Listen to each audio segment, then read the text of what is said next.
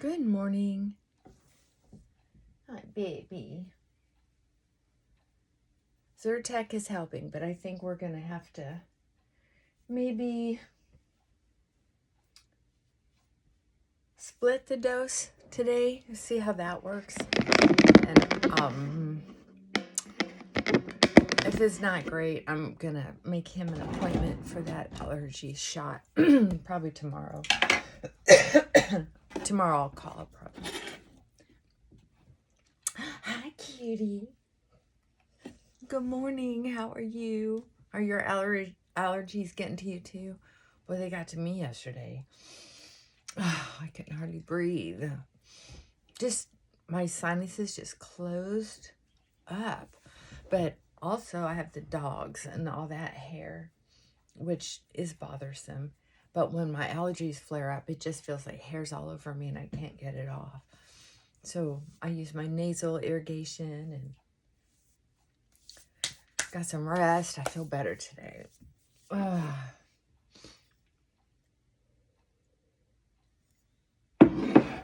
got lazy today and did not make my tea. I'm drinking some black coffee. I'm not putting sugar in it today. I had sugar yesterday. Cancer loves sugar. Don't forget that. Sugar, a certain amount of sugar is terrible for the body. The body isn't designed to handle that kind of sugar. And I think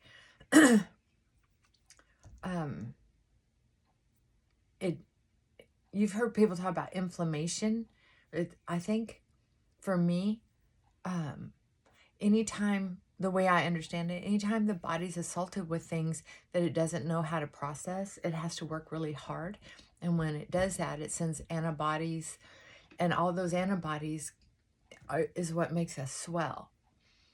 Not antibodies. What's the word I'm looking for? Is that it? I don't know. You can look it up on the YouTube and put in how does inflammation work in the body that makes you gain weight or something like that. Anyway, it'll show you how it works. Matter of fact, when I got on a strict food intake program I did it for about 4 months, really strict. Oh my God, it was nuts because I was used to eating anything I wanted to, and all of a sudden my body couldn't do it anymore. And in just a short 4 months, let's see, I think the first month I lost 15 pounds. And I had actually lost, let's see, I went from, I think I lost 25 pounds altogether in 4 months. And that is with just maintaining the same amount of exercise I always did, which at that time I was doing a mile a day and like 10 push-ups, 10 sit-ups, up to 25, depending on what mood I was in. And what else did I do? I think those were the basic ones that I did. That was before I got the rebounder. I love the rebounder. Anyway, what's today? Okay, June 4th. June 4th. Letting go of our old selves. Carefully reading the first 5 proposals, we ask if we have omitted anything. For we are building an arch through which we shall walk a free man at last. Are we now ready to let God remove from us all the things that we have admitted are objectable? The 6th step is the last preparation step. Although I have already used prayer extensively, I have made no formal quest of my higher power in the first 6 steps. I have identified my problem, came to believe that there's a solution, made a decision to seek this solution, and have cleaned house. And now I now ask, am I willing to live a life of sobriety, of change, to let go of my old self? I must determine if I am truly ready to change. I review what I have done and become willing for God to remove all my defects of character. For in the next step, I will tell my Creator I'm willing and will ask for help. If I have been thorough in the preparation of my foundation and feel that I am willing to change, I am then ready to continue with the next step. If we still cling to something we will not let go, we ask God for help to help us be willing. Wow. That is the best explanation of step 6. Yesterday I was trying so hard to explain it. I'm going to make a note to self right there.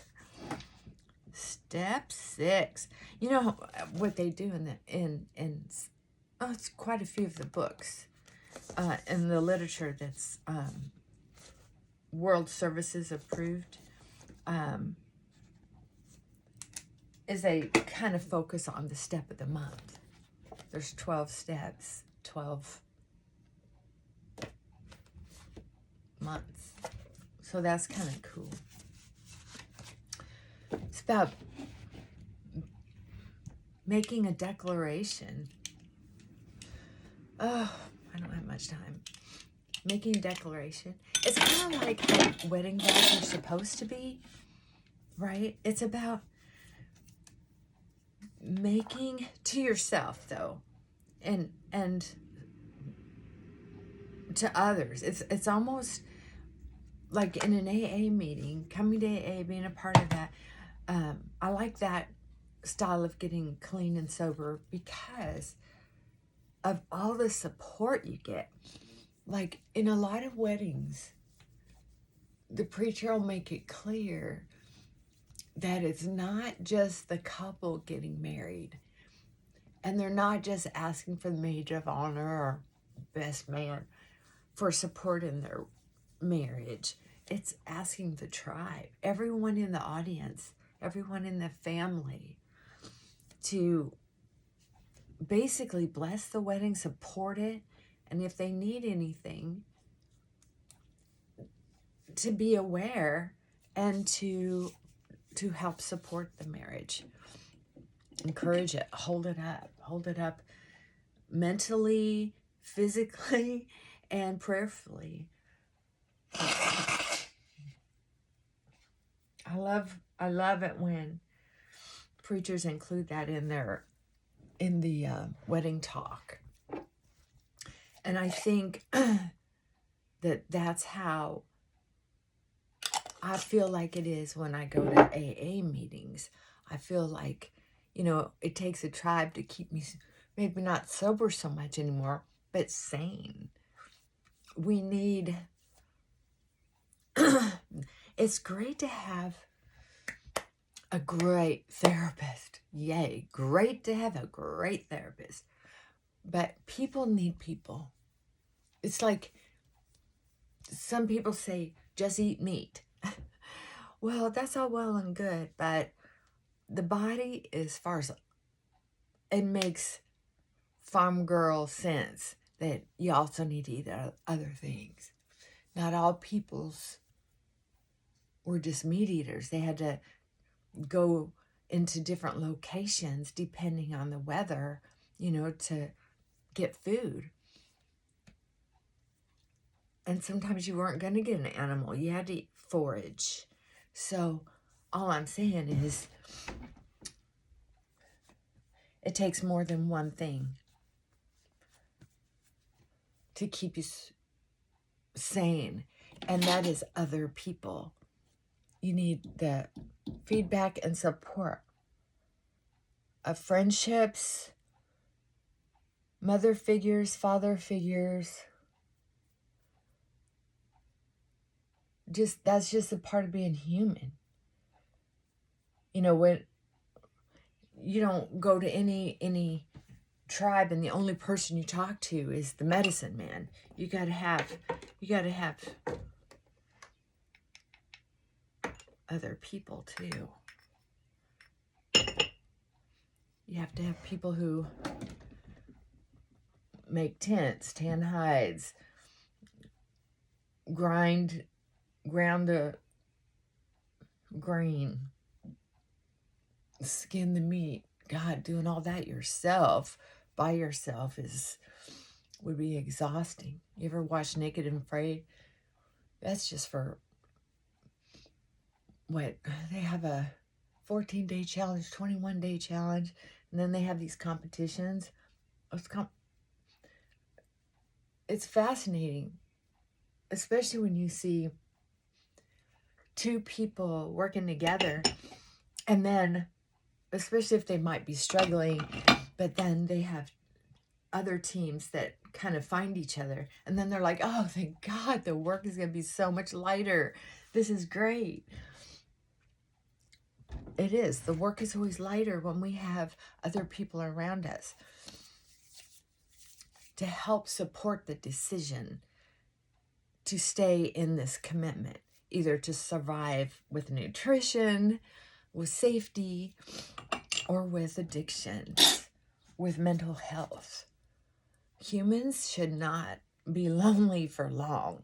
If you feel lonely, that's the time to seek out help, to start seeking out a support system. That is the deal. It's important because a lot of people think they're going to lose weight, stop porn, stop drinking, stop drugs, and most of the time, it's not just a physical craving. We have to get rid of that, but it's a mental craving. The neural pathways get stuck. And without other people and physical activities to do, or thinking activities to do that's outside of the realm of those behaviors probably won't change because it's not getting the right support, right? If you're not going to get vitamin D if you're not taking a supplement or sitting in the sun. It's the only ways to get vitamin D as far as I know. Unless it's added to food, which is a supplement, okay? You're not going to get vitamin D just by thinking about vitamin D. You're not going to get sober just by thinking about getting sober. You have to make a commitment. And the best way to make a commitment is with support. Yeah, baby. I hope that makes sense.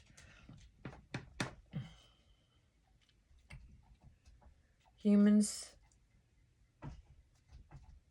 get lonely, and that's when they get into trouble, as far as I'm concerned. Now, there are some people who get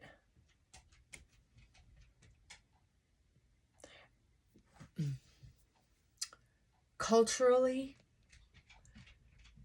involved in drinking steadily, but some bodies are just allergic to it, and that they don't process it the same way as normal people. And there are people who can eat a lot and not gain weight, and there are some people who do gain weight more easily. But there's a lot of the calories in, calories out. And just a gentle walk burns, I think the research has shown, burns just as much calories as going for a hard-ass run. You know, walking 10 minutes a day helps, just walking, helps mental health incredibly. Sometimes that's all I've been able to do when I've been depressed is get out, force myself to walk. And I've done it in the rain before, where I was just like, I gotta do what I have to do to not get swallowed up. That's my step 6. What do I have to do to not slide back? What do I have to do to show my commitment to myself and to God?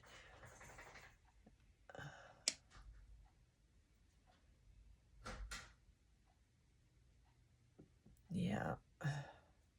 And then the brain readjusts to a healthier behavior, to a healthier way of thinking. The whole body feels better. It's amazing. It is truly amazing. Step 6 is about commitment. I commit to ask God for help. Dear God, is there anything I forgot? Is there anything I'm leaving out that I need to think of to help me on my journey of sobriety? You know, when you think about all the people who get swallowed up in porn, you know what? If you got something to do, you don't have time to sit around in front of a computer watching that wasteful. I mean, it's just wasteful. If you have time to do that, you have time to do other things that would be more realistic as far as enjoying yourself. I have to admit, when I get done working and I have some research to do for a client, as soon as I get done with that stuff, I go ahead and get out of my office. I don't want to be on my computer very long. I don't want to get sucked into being on there. When I first found that internet, oh my God, I was fascinated with it. And I could learn so much so fast. I'd have tabs open all over the place. So much more than I do now. And I would be there I'd think, okay, just 5 more minutes, 2 hours, 3 hours would pass. And I'd be like, how the heck did that happen? I didn't like it. There were times when I missed out on the whole day because, not the whole day, but you go to work, come home, do some homework, do some research, and then you have the evening. Or do you? Because once you get on that computer, you don't have time for friends. You don't have time to go get some sun or catch the evening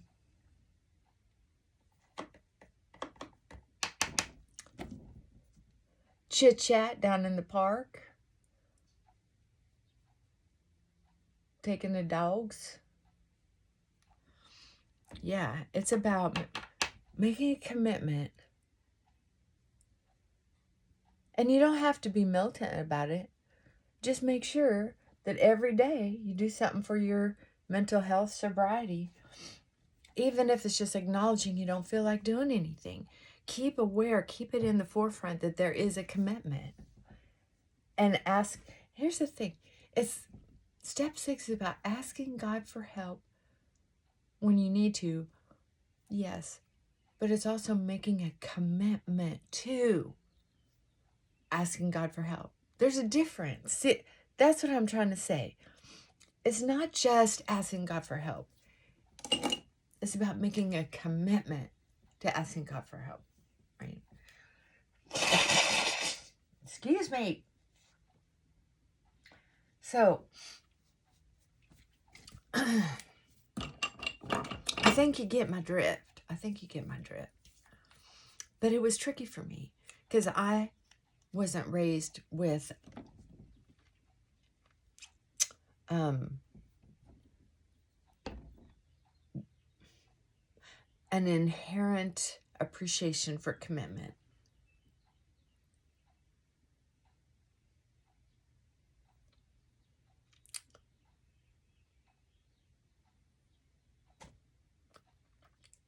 This color is too light for me.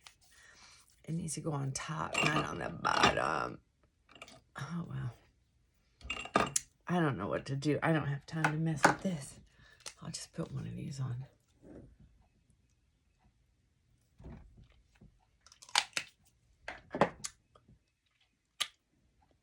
Close enough. Okay.